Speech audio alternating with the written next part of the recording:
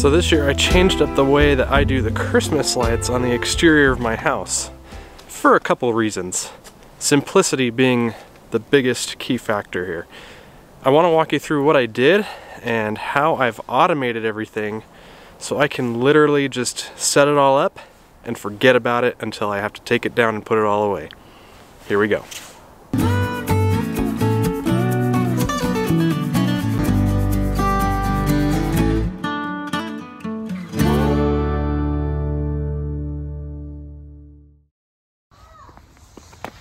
Grass looks good. Alright, now a little history here. The first time I did lights on the house, I did put up some lights on the roof on the shorter side of my house. Got up on the ladder, you know, did the whole thing, the tedious work of stringing the lights along the roof line. And for those of you who don't know me all too well, I'm a little afraid of heights. And so I try to avoid that as much as possible. Now this year I did want there to still be a good splash of light on the house, and I wanted something that would kind of stand out from the rest of the neighborhood here. Got a lot of people that live out here that go pretty good on their Christmas lights, and there's a lot of lights around the neighborhood, and you have a pretty good variety of how much people do here, and I wanted something that would kind of set our house apart a little bit. So I opted for floodlights. So I do keep a floodlight on Old Glory every night, and I've added some red and green floodlights as well to the front of the house, and that has made a real difference. I love these things. They're so easy and relatively inexpensive, and they just make a big impact on the overall look of the light on the house.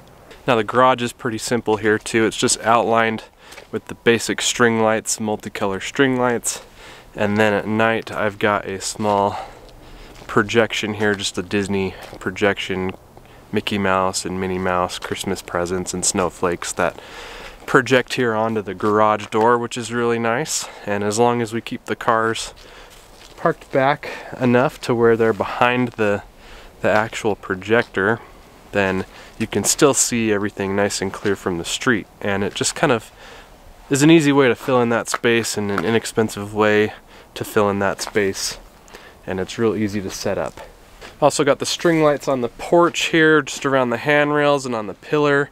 These are just basic white, keeping it classy, and they blend in and fill in the space here with the white floodlight that's on the flag. And then I've got the red floodlight on the wall right here, just beyond the fountain.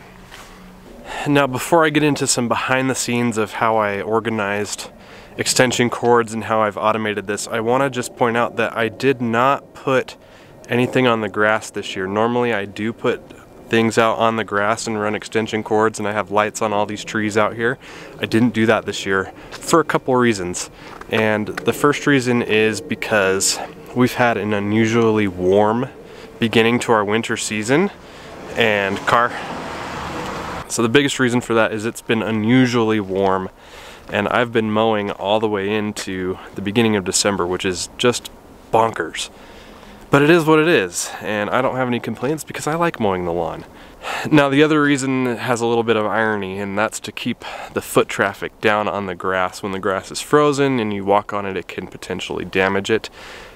The kids have already been out here playing. You can see all their foot tracks and stuff. I try to limit them to the backyard, but again, it is what it is, and we'll just deal with it, and the grass will recover, and all will be well. So if you can, limit the foot traffic on frozen grass, but if not, don't fret over it. It's just grass, and we can fix it in the spring.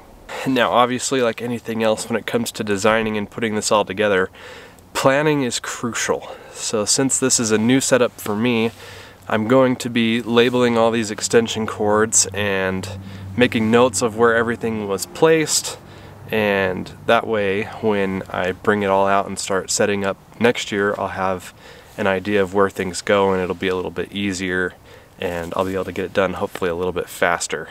So since 99% of the lights that I use are LEDs, I just have a couple left to change out. Mostly just these string lights around the porch and the garage need to be swapped out. The power draw is extremely minimal. The brains behind everything out front is right here. This is it. This is the Wise exterior plug, and it's just set up right here on my porch. It connects to the Wi-Fi, connects to an app on my phone, and it's as easy as that.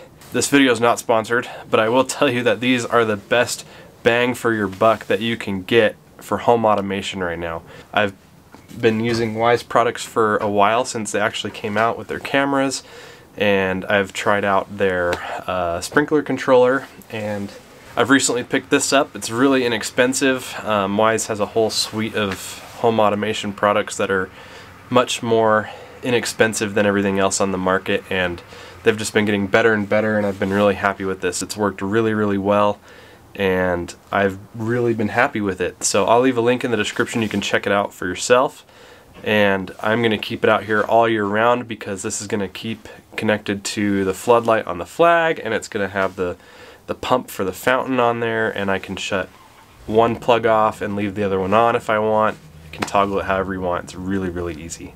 So with all that being said, the cords just come off the porch here, connect to a vertical extension just beyond the fountain here, and then that peels off and connects to the projector for the garage. And then the other side comes underneath my walkway. I installed a pipe under there to run extension cords, and that feeds the floodlights over there. Easy as that. So there you go, that's my new setup for my Christmas light display, and that's basically going to be the foundation for the future of Christmas here at my house. I hope that's helpful. I hope that those are some simple tips and tricks for you, and that it helps you for your Christmas lights too. Thanks so much for watching. I'll see you next time. Christmas is coming. Start sending your letters off to Santa. Christmas is coming, yeah. Better be nice if you want your present. Tell all your brothers, sisters, mama and papa too. Christmas is coming.